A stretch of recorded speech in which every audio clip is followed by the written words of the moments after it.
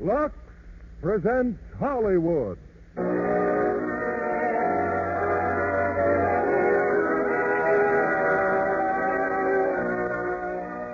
Lever Brothers Company, the makers of Lux Flakes, bring you the Lux Radio Theater, starring George Raft and June Havoc in Intrigue.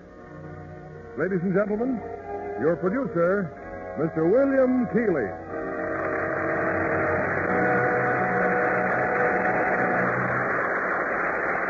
Greetings from Hollywood, ladies and gentlemen.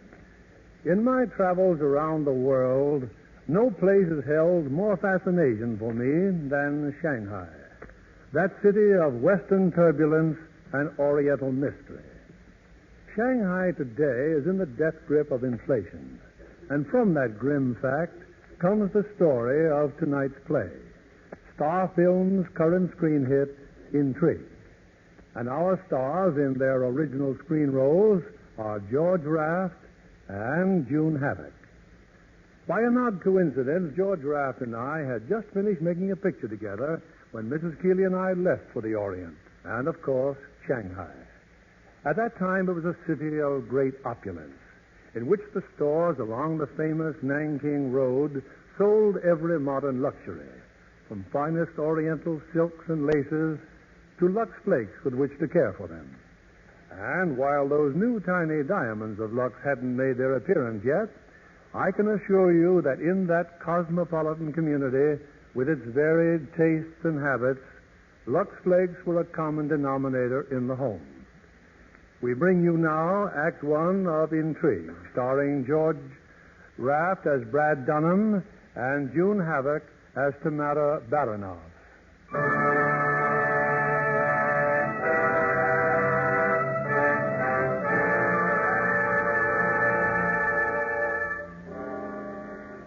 China, 1947.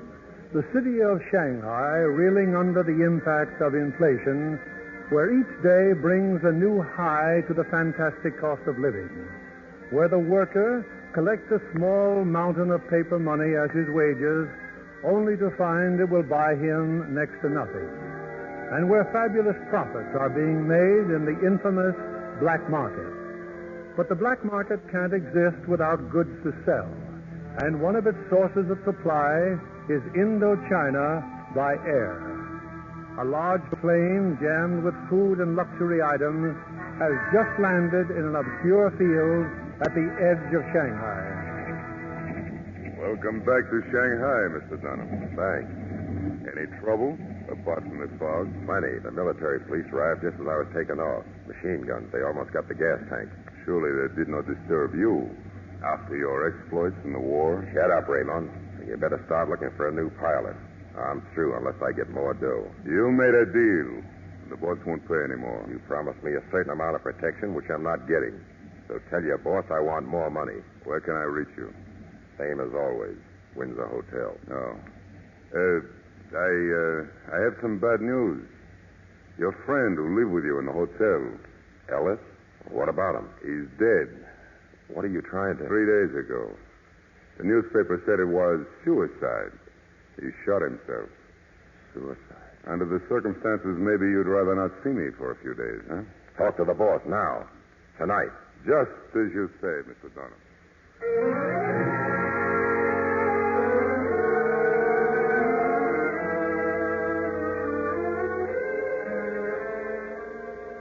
And naturally, Mr. Dunham, the manager wanted to notify you at once. If you had left a forwarding address with us... His body. Where is it? The hotel took the liberty of engaging a funeral director. He's awaiting your instructions. Here's his card, Mr. Dunham. Thanks. If anybody asks for me, I'll be at the bar.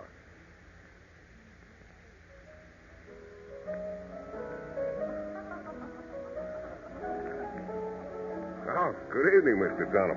Hello, Mike. Give me the usual. Yes. I'm so sorry about Mr. Ellis. Yeah? I remember during the war, you and Mr. Ellis and the other two, I never seen four fellas such good friends as you were. That was the swellest crew in the Air Force. Now you're all that's left. Fill it up, Mike. Oh, cigarette? Yeah. American cigarettes? Hey, would you mind telling me where you Right got here in the hotel. But they said they was all sold out. $10 a pack American money. They're never sold out. $10 American. Ain't it ever going to stop? Who cares, Mike? There's a lot of dough to be made at a time like this. Maybe not as much as you think. All right, Raymond. What did the boss say? I told you before. We agree on a price. You didn't see the boss, did you? What's the matter? Scared of him? Matters like this, I can handle. I'll see him myself then. Take me to him. Impossible. No one sees the boss, and the boss sees no one. He'd better see me. You're in no position to make demands. We had an understanding.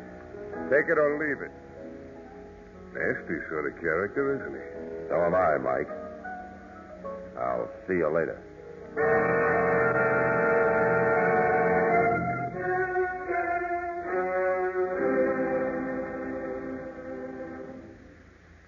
Hey, Louie. Louie. Mr. Dunham.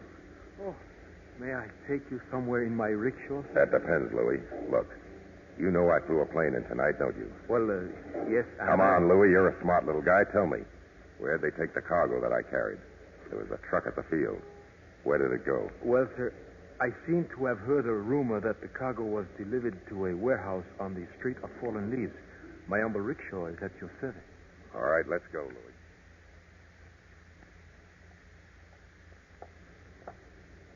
That is the warehouse, Mr. Dunham, over there. Oh, thanks. How much? You have done me many kindnesses. I am grateful I have had opportunity to repay in part. I wait for you? No. No, with any luck, I'll be driving back. By truck.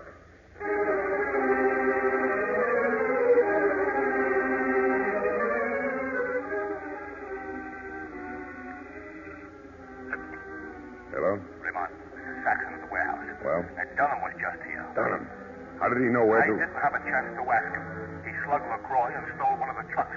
The one loaded with whiskey, nylon, and cigarettes. Mr. Dunham's a fool. Mr. Dunham's a fool.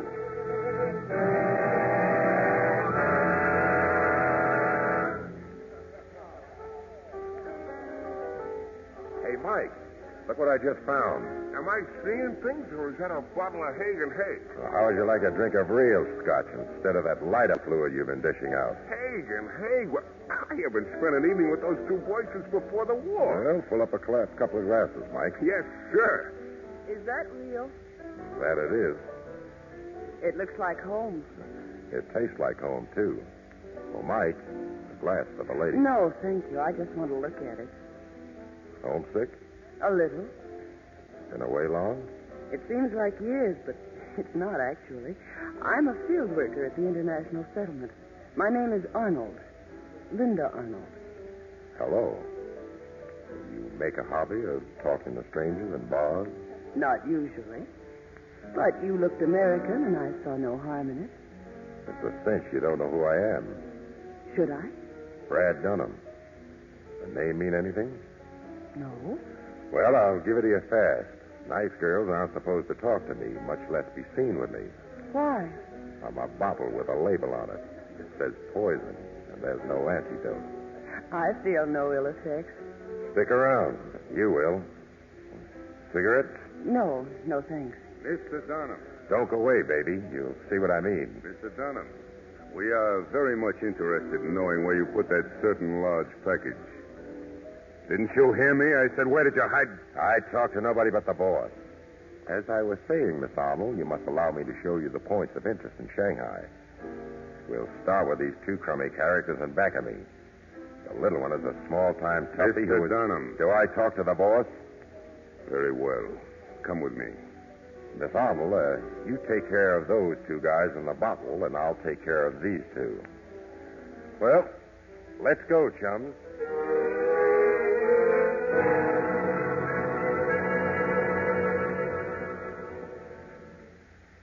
Well, hello.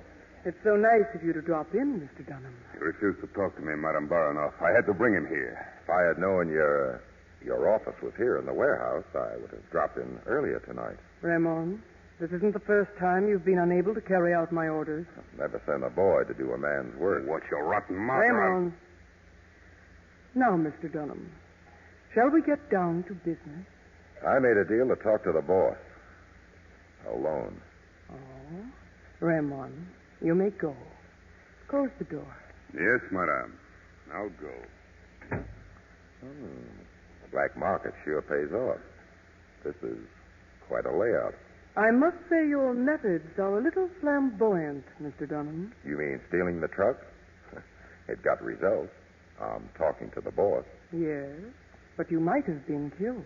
Not by the guys you got working for you now. Well, how do you know you're safe with me? How do you know I haven't got a gun? Because your clothes fit you much too well. Plain to see you haven't got a gun either. All this is very charming, Mr. Dunham, but it doesn't get me back my truck. It's yours. Well, just like that. No, I want a cut. Oh, and how much of a cut do you expect to get for one truck? Half. Partner. You're very amusing. Well, it's not that funny. Look, I flew the cargo, then hijacked it myself, and I've got it stashed away where your surly characters will never find it. You must admit that's a pretty good night's work for one guy. Uh-huh. And you really think you can talk yourself into a partnership on the strength of one truckload of cargo? No, the truck was the key to your door. Oh. But I give you credit for knowing a good thing when you see it. Meaning you. Meaning me. You're much too modest, Mr. Dunham. Modesty doesn't pay off. You should know that. I don't like the trend your conversation's taken. What do you want, polite conversation or results? Look, I'm the only one around here that talks your language. Well, you've got the black market cornered, but you're not running it right. I see. And you think you could run it right? What have you got to lose? If I double your business and you cut me in for half, you'd still be making as much as you're making now. And I'd be doing all the dirty work. You could just sit back and relax and stay beautiful. You make it sound very attractive. From where I'm standing, it is. You may not know it, Mr. Dunham, but I've been watching you for a long time. Shall we drink to a successful partnership? Thanks. But that still won't prove I'm a partner. You are hard to convince. All right. I'll ring for Raymond. Raymond, my partner wants to give you an order. Partner? Yes, go and pick up the truck. It's in the garage and back at 2300 Rhodes Avenue. And hurry back. If he gives the orders, I don't take them. Okay, then you're fired. Get out. It's crowded in here. Well, Raymond, you heard him. Good night. Good night, madame. You're satisfied, Mr. Dunham? Not quite. Will this convince you? Yeah, I feel a lot better now. I never kissed $1 million before.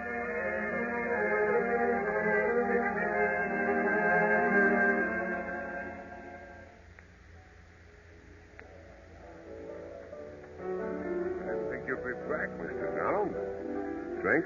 Oh, thanks, Mike. What happened to that girl, Miss Arnold? Well, she left about an hour ago. Girls like her don't wait in bars. Oh, that's too bad. She leave any message? Yeah, she said she'd get in touch with you. She did? You made a hit with that little lady. You should have set her straight. Good night, Mike.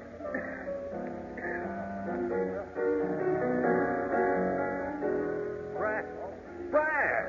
You son of a gun! Mark! Gee, Brad, 4 long years. Hey, you know, I really shouldn't talk to you. Why? Why? I wrote you over 12 letters. Didn't get 'em. Well, I didn't know what happened to you. The last one came back address unknown. Where are you staying? Right here. Here? Why, I just tried to get a room and they told me there wasn't Well, one. you got yourself a room now, with me. Come on, get your luggage, Mark, and come on upstairs.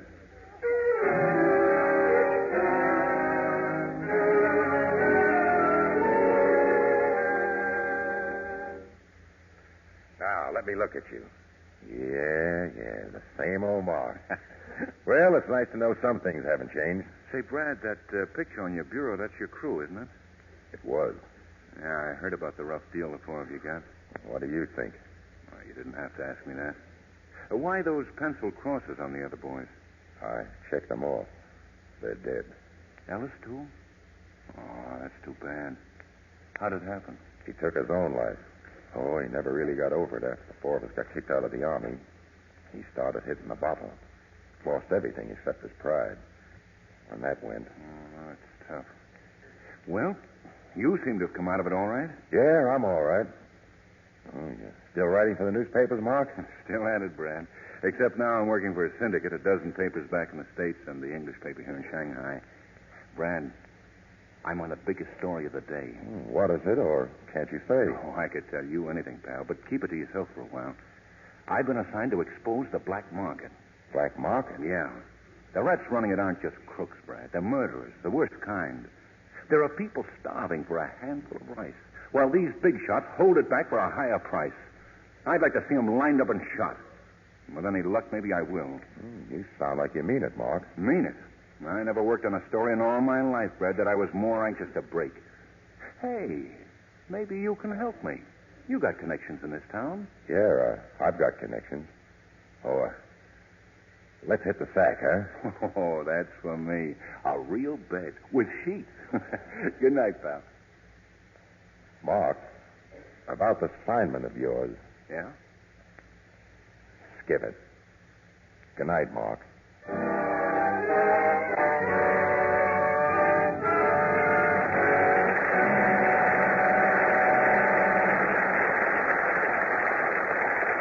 Our stars will return with Act Two of Intrigue in a moment. Say, Libby, did you ever get on the set of The Iron Curtain while they were shooting the picture at 20th Century Fox? No, they really had the place guarded, and complete scripts were scarce as hen's teeth.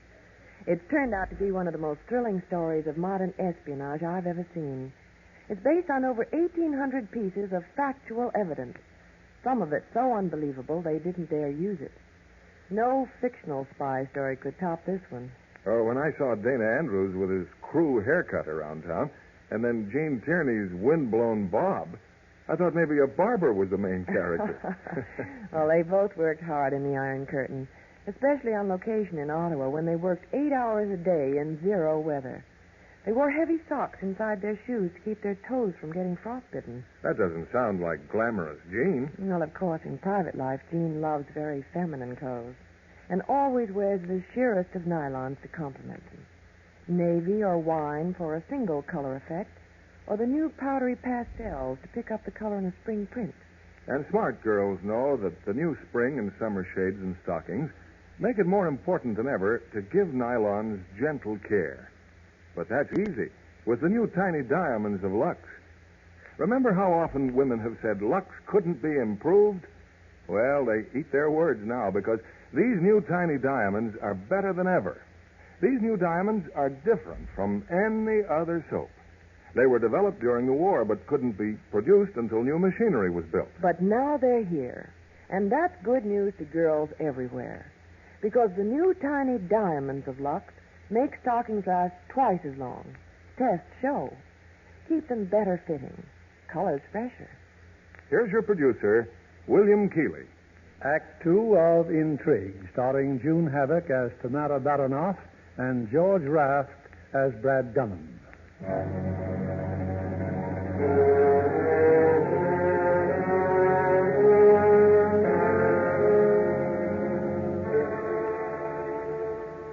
Several days have passed, and Mark Andrews, the crusading newspaper reporter, has started his series of articles aimed to smash the notorious black market in Shanghai. Now, in the newspaper office, he's dictating to a secretary.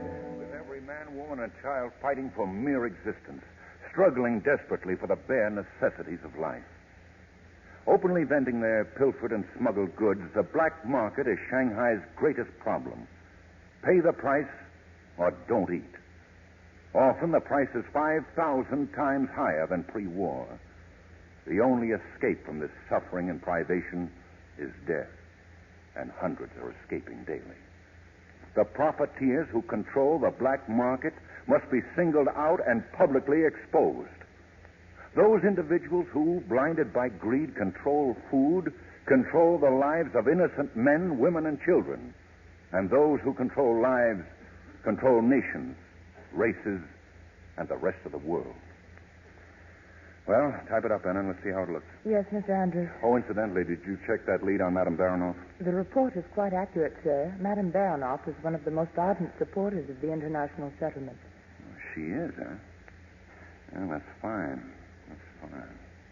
Oh, were there any calls for me this afternoon? Just one, Mr. Andrews. Mr. Dunham. He said he's sorry, but he won't be able to meet you for dinner tonight. Oh? Well, thanks, Anna. Thanks.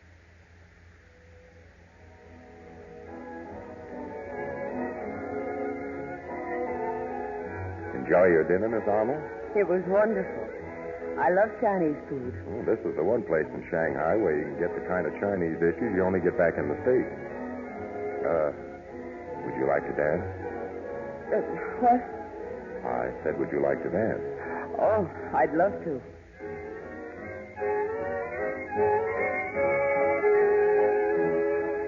I'd forgotten that people can have fun. I've sort of forgotten, too. It's hard to believe that you're a social worker. Why? You dance too well. Then come over to the settlement house and see for yourself sometime. Me? With a bunch of kids? Why not? Yeah, why not? One of these days I may take you up on that.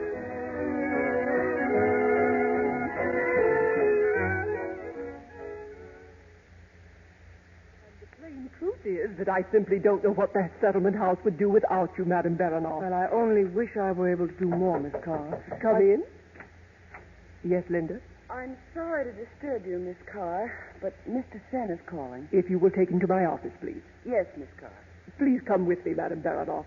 Mr. Sen owns the newspaper. I want you to hear what he has to say. Of course, Miss Carr. Those are the facts, Miss Carr.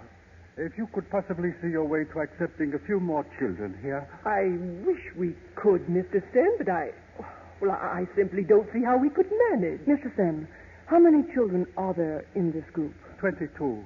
Their parents died of starvation in the Sanchi province. Oh. If something is not done, they will die too. Yes. Well, something must be done. What does your assistant have to say, Miss Carr? Well, Linda? I think we can manage. If we cut the rations again.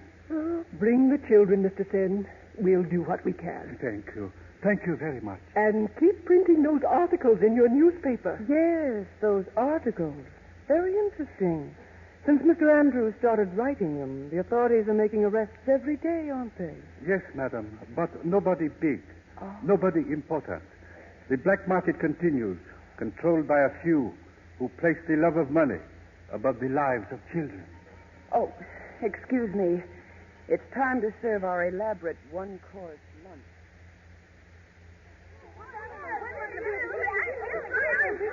Time for lunch, children. Get your plates and stand in line. Oh, stand in line, please. Your pardon us, please. Yes, Tom. A gentleman is at the gate and is inquiring for you. Oh? Tell him I'll be there in a moment. I'm sorry I kept you waiting, Brad. Well, there are the kids. When the weather's warm like this, we let them have lunch out of doors. Children, this is Mr. Dunham. Hiya. Are you an orphan too, Mr. Dunham? Yes, I suppose you could call me that. Did your parents die in the hills? Now, Mia, run along and finish your rice. Oh, I did finish, but I'll run along if you wish. You mustn't mind them, Brad. I don't. I was a kid once myself.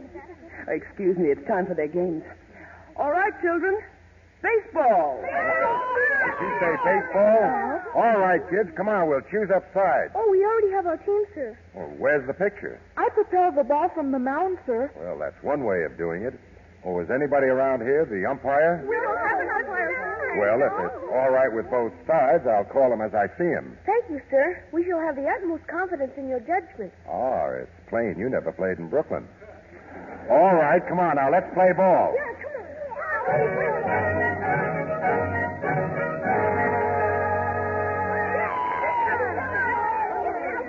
Strike two. Strike two, sir? Right over the plate. Begging your pardon, sir. It seemed to me that the ball was rather wide. I'll watch it, Shorty. Thank you, sir. All right, pitcher. Give him another one. Yes, sir. Oh, nice hit, Shorty. Hey, what's the matter with Shorty? Look, he's on the ground. Shorty, Shorty, what happened? Shorty!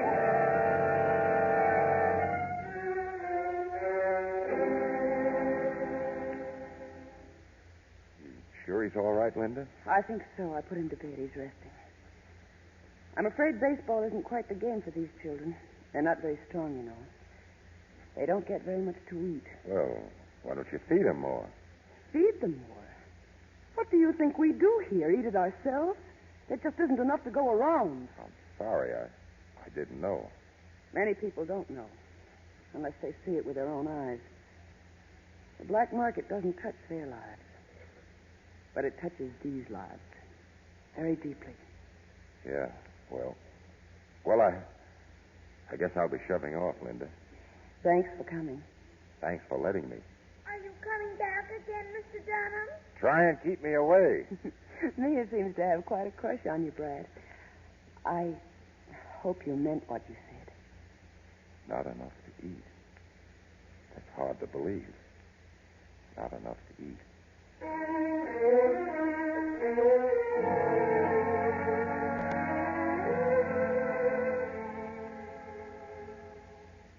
Brad. Oh, do come in. Sit down. Louis said you were looking for me. Where were you just going? One of our boats are doing this morning. I thought I'd go down to the harbor. That's what I wanted to see you about. Master's just phoned me. Oh, then they've docked already. Oh, I'll get the trucks down there right away. That'll be a waste of your time. Our ship was in the outer harbor last night, Brad, when they got machine gunned. Killed one and wounded Masters. Whoever it was, they got away with 8 tons of rice. Is Masters all right? So he says. Better see him and get the details. I'll see Masters later. Right now, I'm calling on one of our competitors, Mr. Caridian. You think Mr. Caridian raided our boat? Well, who else? Very well, Brad. But be careful. I'd suffer a tremendous loss if anything happened to you. Thanks, sweetheart. Nothing will.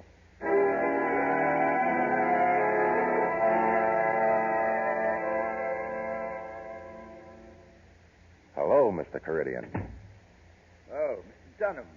I didn't hear you knock. I didn't hear you say come in. So that makes us even. Forgive me if I do not shake hands. Custom of my country, you know. Stay away from my boats. Custom of my country, you know. Boats? Gentlemen, do any of you know anything about Mr. Dunham's boat? I am surprised at Mr. Dunham. What would we want with his boat? One of my men is dead. Another's wounded. And I've lost $16,000 worth of cargo. Most unfortunate. And rice is so difficult to obtain these days. How did you know it was right? My dear Mr. Dunham, are you accusing me? That's right. You have proof, of course. Now, if you'll excuse me, I'm a very hard-working man of the importing business. Just like you. So why don't you run along, Mr. Dunham? If that's the way you want it, Caridian, okay. That's the way you're going to get it. What makes you so sure it was Caridian? How would he know our shipping schedule? Because an ex-friend of yours is working for him now, Raymond. Raymond. Well, we'll just have to change our methods. You'd better arm every piece of our equipment. I've already arranged for that. Well, that's fine, Brad. But it only solves one of our problems. What do you mean? Oh, Brad. Caridian isn't our only enemy. Have you been reading the newspapers lately? Just take a look at this. I've seen it. Andrews is a friend of yours. I'll take care of him. That's what you've been saying all along. It isn't only us he's after. There are others. And they're not quite as fond of Andrews as you are. I said I'd handle it. Thank you. And, Brad, I don't think it's wise for you to see too much of Miss Parker. Miss Parker? The girl from the settlement house. She introduced herself to you as Miss Arnold. Does the name Parker mean anything to you? Perhaps it does. And perhaps she's digging into the past, just as your Mr. Andrews is digging into the present. They're both dangerous. In what way is she dangerous to you? Oh, Brad, it's as I said before. I don't want anything to happen to you or to us. By the way, is Andrews still living with you at the hotel? Yeah, why? Just be careful, Brad. And keep your eyes open.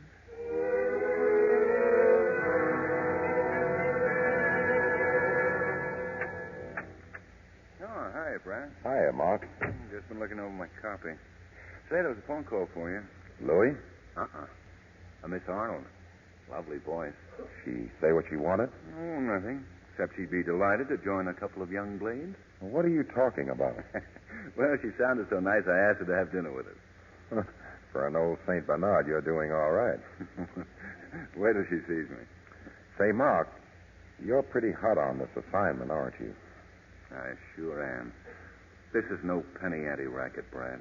It covers the whole world, every country that's trying to get back on its feet. This is a lot worse than the old days of Prohibition. Not everybody drank, but everybody eats. Well, I better shave if we're going out for dinner. Yeah, and hurry up. Mustn't keep our girl waiting.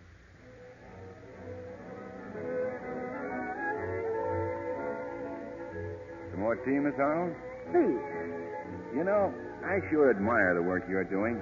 Do you get any help from the local people? Oh, some of them have been very kind. Like Madame Baranoff.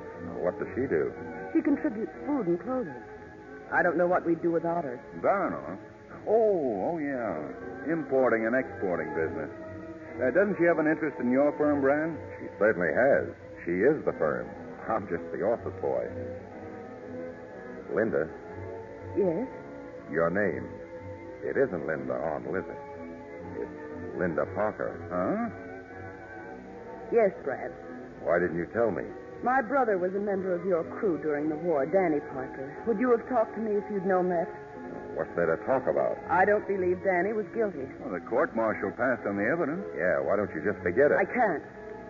I won't. You came a long way for nothing. I don't care about the court-martial, but it nearly killed my father and mother. For their sake, I've got to find out the truth. What are you trying to prove? That I was guilty? That I did it? Okay, so I did it. You feel better now? Brad, wait a minute. Don't run off. Sorry, Mark, but I've got to. Good night, Linda. You don't really think Brad had anything to do with what happened to your brother? I don't know. Well, you mustn't mind the way he talks. Mark, did he have to go, or was he just angry? A little of both, I guess. He mentioned something before about having a business deal to take care of. Something about meeting a ship.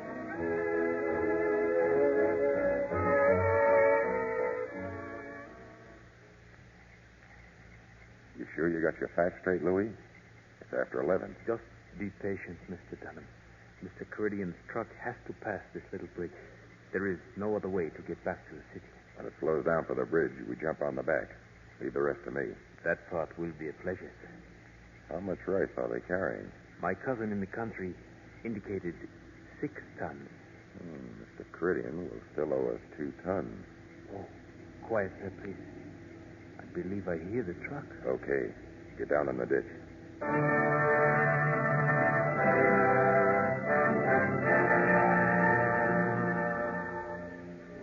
Miss Parker! Yes, Miss Carr, what is it? Oh, the most wonderful thing has just happened. A truck just drove in and delivered 500 pounds of rice. This note came with it. Just so the Shanghai Dodgers don't fall down running around the bases. The umpire.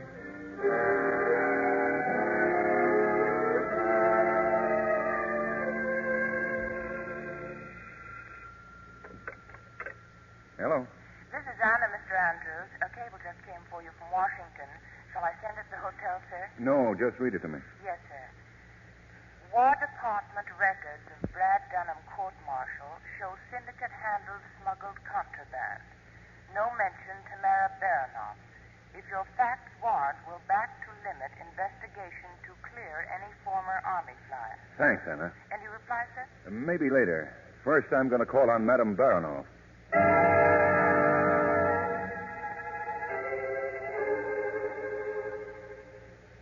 How very nice of you to drop in, Mr. Andrews. How nice of you to see me. Do you mind if I get directly to the point? I prefer it that way. Good. You're a very attractive and very clever woman. Yes. So I won't try to flatter you or outsmart you. Why, thank you. You're one of the powers in the black market, aren't you? Yes. And during the war, you were engaged in other, more illegal activities, weren't you? That's right, Mr. Andrews. Thanks for the honest answer. Why, not at all. If you print any of this, I shall, of course, sue you for libel. No. I'm here to make a bargain. Brad Dunham is my friend. For 3 years, he's lived under a cloud, the result of a court-martial and dishonorable discharge. The Army arrested Brad and his crew for flying contraband. I believe you had something to do with it.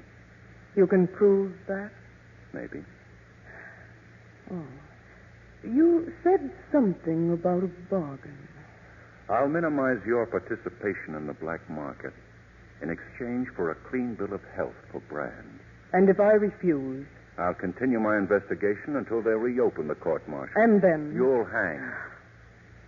Or do they behead people in this country for smuggling contraband during wartime? You are most insolent, Mr. Andrews. The truth often is. Well, what do you say? I say no.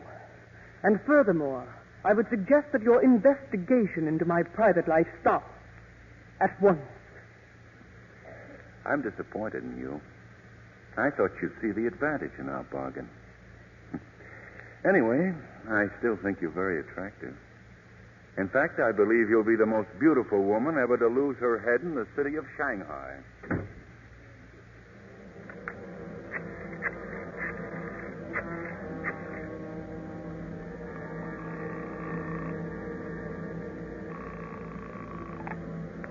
Hello? I wish to speak with Mr. Caridian. Tell him Madame Baranoff is calling.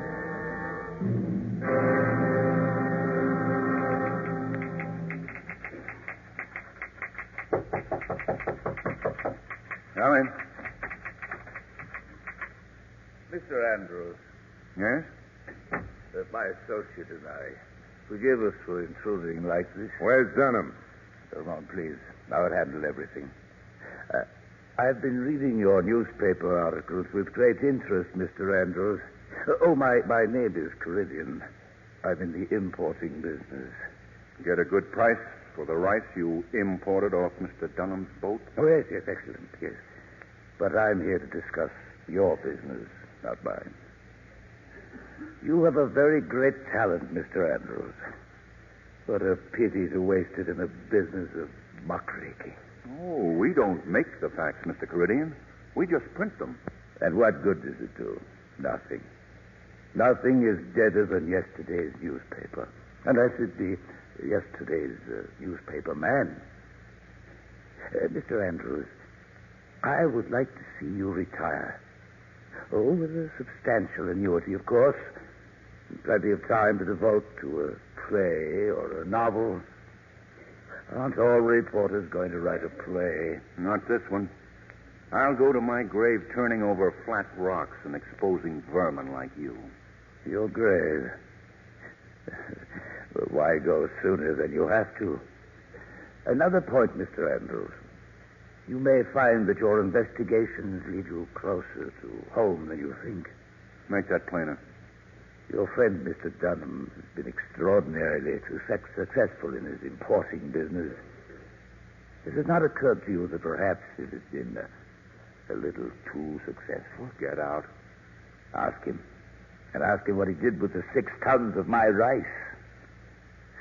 So you see, sir, it'd be best all round if you stopped exactly where you are. Get out. Good day, Mr. Andrews.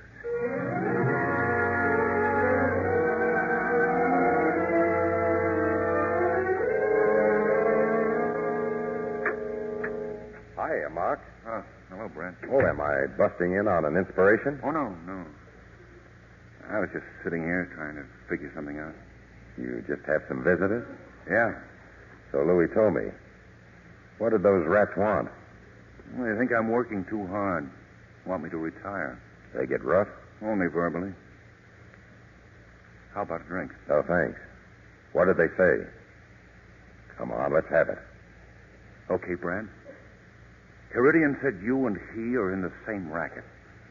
Is that true? Yes. But it doesn't make sense, Brad.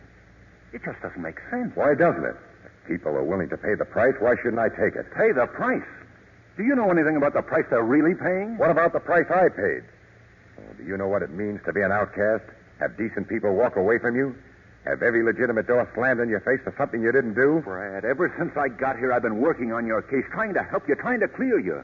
What chance have I got of you sticking this rotten racket? Oh, do you want me to go the same way Ellis did? I got as much right to travel first cabin as anybody. And if the black market's my ticket, why, I'm buying it. Get out of it. Get out of it, Brad. You're not the same guy who fought against this sort of thing, against a little guy getting pushed around. Until I got pushed around. That's it? That's it. Okay. You don't want me around here. No guy likes to live with a noisy conscience. Well, I came here to do a job, and I'm going to do it. I'll send for my stuff later. Danny Parker went first. Then Rock. Then Ellis. I'm next. All right, so I'm next.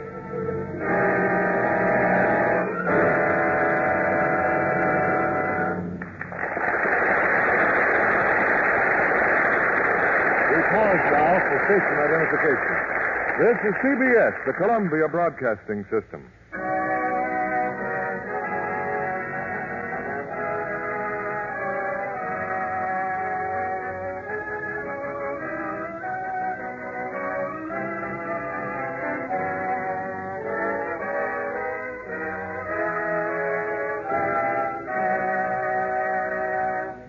We welcome back as our guest tonight, pretty Martha Hire, who has made great strides in her career since her last visit. How does it feel, Martha, to be a leading lady? I love it, Mr. Keeley, and I'm especially happy to be at RKO. They've been making some great pictures over there, especially the Lasky McEwen adaptation of The Miracle of the Bells. Have you seen it? Yes, I have. The cast really brings Russell Janney's book to life. That's right, Martha. Fred McMurray does a fine job as the press agent, and Frank Sinatra as Father Paul is excellent. I understand RKO had just about given up their search for an actress to play the part of Olga when they found Valley. There's no doubt her portrayal of Joan of Arc in The Miracle of the Bells is outstanding.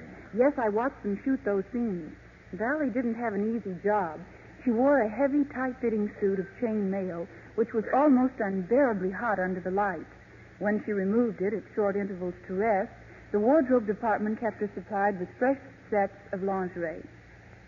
John Kennedy will be interested to hear that they were cared for with Lux.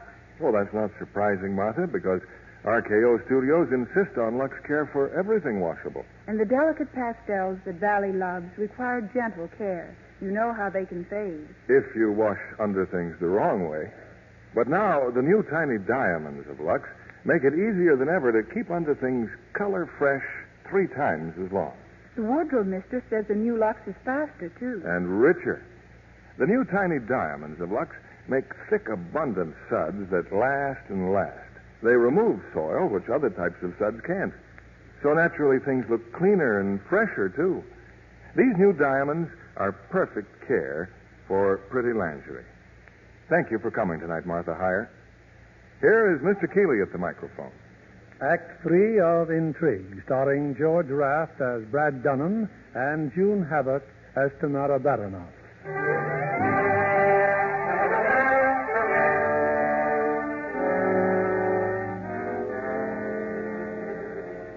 In the week that's gone by, Mark Andrews has worked day and night, piling up fact upon fact into an overwhelming indictment against the black market.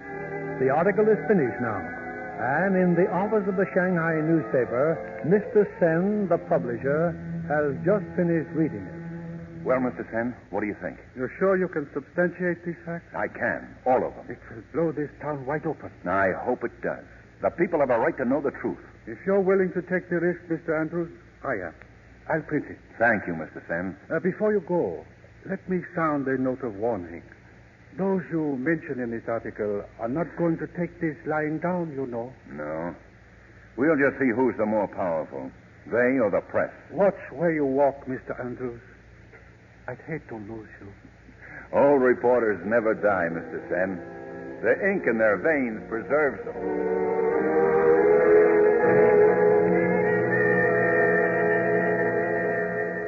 You don't seem to realize what this means, Mr. Caridian.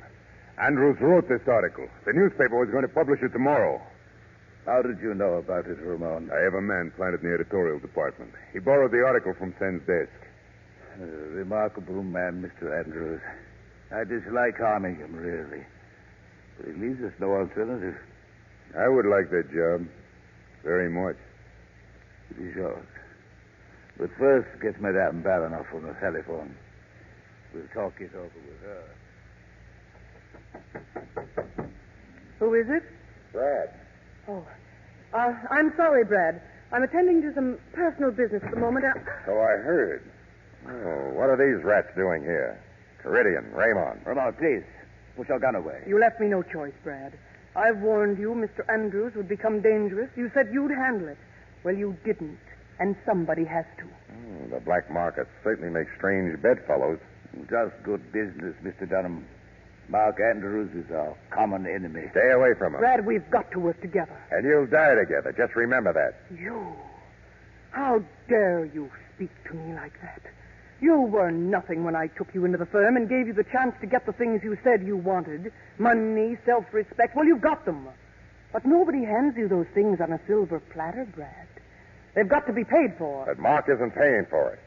And if anything happens to him, you'll answer to me. Each one of you. It would seem we have quite a problem, Madame Baranoff. Two problems.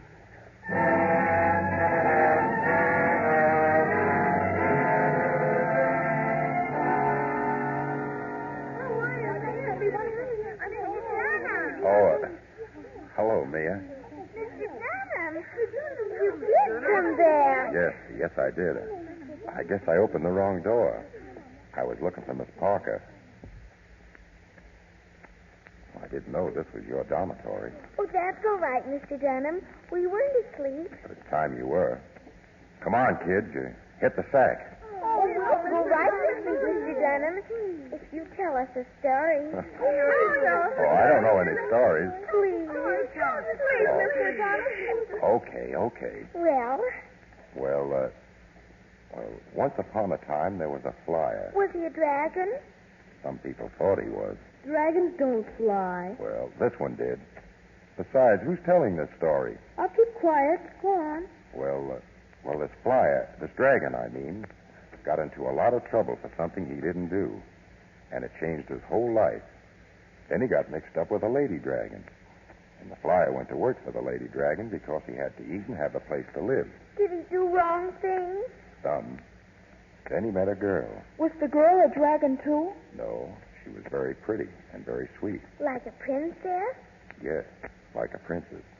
But she thought the flyer had done something bad to her brother. Did he? No, the flyer was innocent. And he wanted her to believe that because he loved the princess. And did she love him? I don't know that part of the story yet, sweetheart. Now, look. Get back in bed, huh? But Mr. Dunham, does the story have a happy ending? I don't know, honey. Someday, if I find out, I'll tell you how it ended. If I can. Well, good night, Mr. Dunham. Good night. Oh, I'm sorry, kids. One thing I'm not is a storyteller.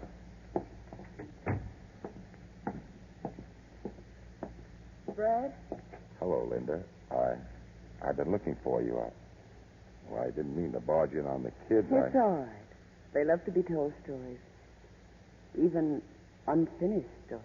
You heard me just now? Yes.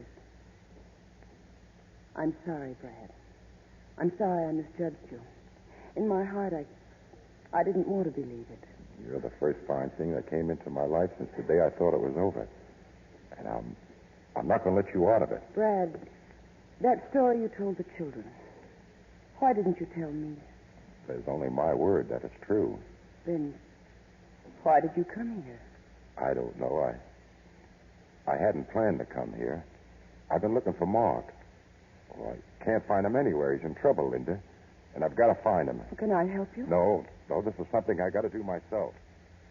Thanks, anyway.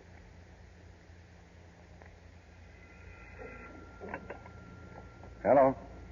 Yeah, this is Andrews. Oh, hello, Mr. Sam. Yeah, I just got in. What's that about my article? Stolen? Well, now look, don't worry. I've got a carbon copy. No, I'll bring it down myself. Who? Dunham. Been looking for me, huh? Well, if Dunham wants to see me, tell him I'm on my way down.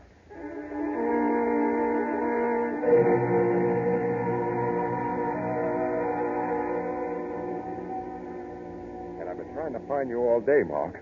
The chances are they've been looking for you, too. Raymond, Teridian. You've got all you can do, Brad, worrying about yourself. Look, I know I'm down in your book as a rat. But it doesn't matter about me. For your own sake. For what you're trying to do. Be careful. Sure, Brad. I'll be careful. Andrews! Yeah? Brad, this copy. Get it to my paper. Mr. Sen, waiting for it. That can wait. I'm getting you to a hospital. Brad, please. Mr. Sen. Okay, Mark.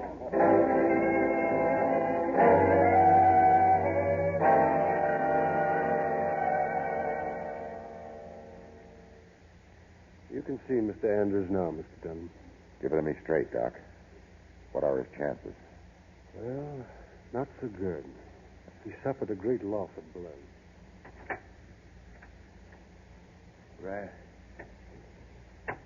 Brad, did you get my article to the paper? Yes. They got it, Mark. Oh, thanks, pal. Oh, come on, Brad. Don't let this get you down. How do you expect me to feel? If I had gotten out of it when you asked me to, maybe this wouldn't have happened. Brad, listen.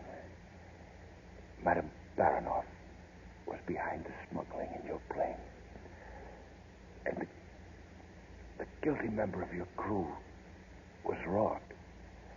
It's all in the article.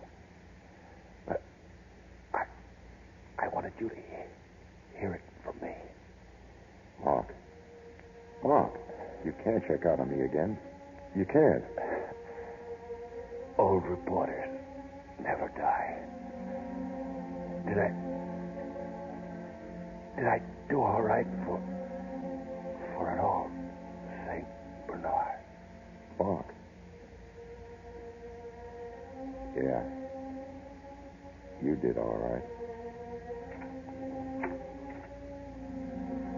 Doc. Yes? He's dead, Doc.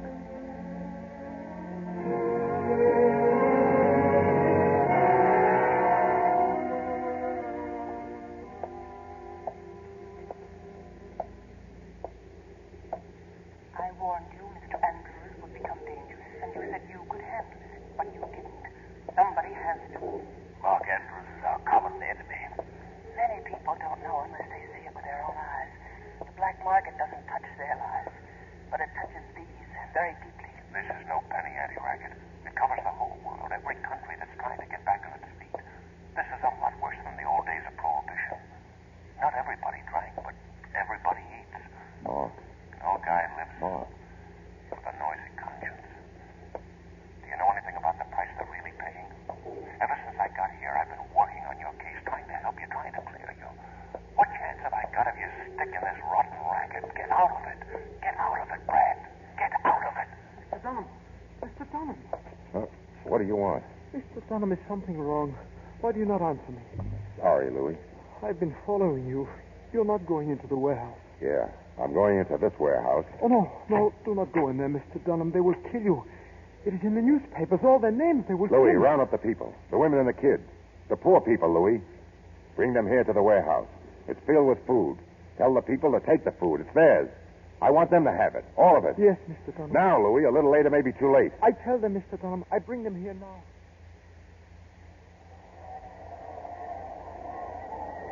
Raymond, where are you phoning from? Oh, good. You can be here in 5 minutes. What? The police got Canadian. No, don't worry. They won't get us. The plane's all ready. Oh, yes, darling, just you and I. Now hurry. Brad.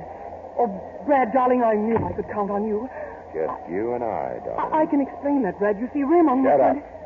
You're going to write a confession that's going to clear me. Oh, Brad, don't dig up the past. It's over. It's over. You heard what I said. Where's Raymond?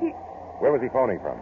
Brad, listen, I've got money. All the money we'll ever need. We can go away together somewhere. You're going to sit down and write what I tell you to write. Brad, don't... There's the pen and there's the paper. Now start writing. I, Tamara Baranoff, do hereby consent.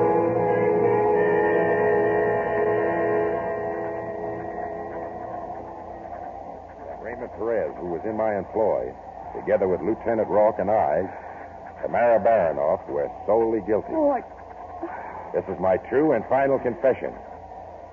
All right, now sign it. I'll take that paper. Raymond, keep your gun on him. Don't worry. Mr. Dunham, I'm afraid this confession will never see the light of day.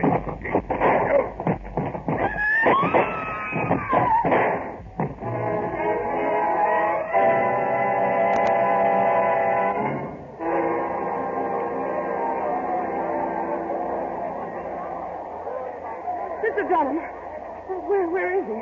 Louis, where is he? In the warehouse? Please, Miss Parker, do not go in.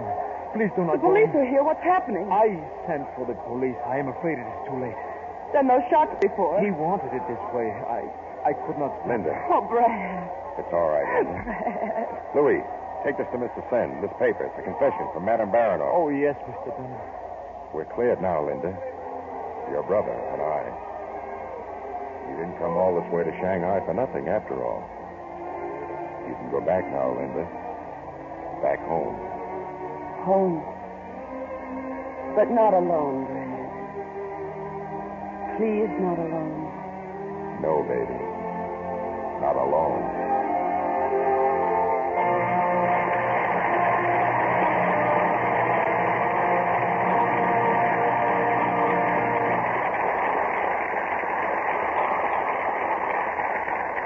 Our stars will return for their curtain calls in a moment. A thrilling play, still more exciting with their fine performances, our thanks to George Raft and June Havoc, whom we bring back to the footlights.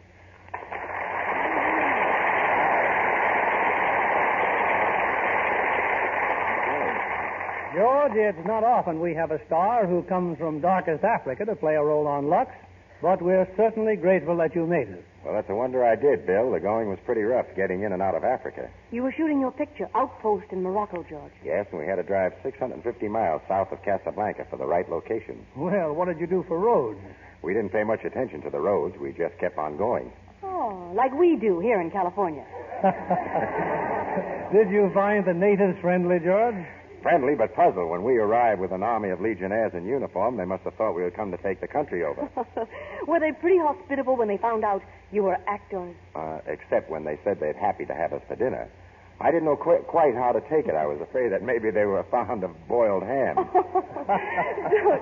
Don't tell us they were cannibals. Well, maybe not, but we were sure careful to stay on the right side of them. And by the right side, you mean, of course, the outside. Yep, that was one time I didn't want to be in the gravy. But what are you cooking up for next week, Bill? Next Monday night from 20th Century Fox, we bring our audience an exciting drama of romance against the colorful background of the racetrack. It's The Home Stretch, starring Cornell Wilde and Maureen O'Hara. Well, you couldn't do better than that, Bill. The Home Stretch is a thrilling story. Good night. Good night. Good night, and thanks to both of you. Lever Brothers Company, the makers of Lux Flakes, join me in inviting you to be with us again next Monday evening when the Lux Radio Theater presents Cornell Wilde and Maureen O'Hara in The Home Stretch. This is William Keeley saying good night to you from Hollywood.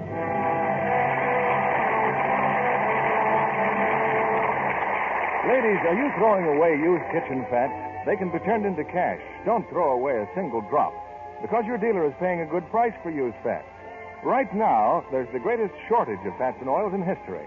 Scores of industries need those used fats from your kitchen. So skim your gravies and save the fat from your frying pan. Pour used fats into a convenient tin. Turn them into cash as soon as the tin is full. June Havoc appeared by arrangement with 20th Century Fox, producers of Fury at Furnace Creek. Heard in our cast tonight were William Johnstone as Mark and Joan Banks as Linda. Our music was directed by Louis Silvers. And this is your announcer, John Milton Kennedy, reminding you to join us again next Monday night to hear The Home Stretch with Cornell Wilde and Maureen O'Hara.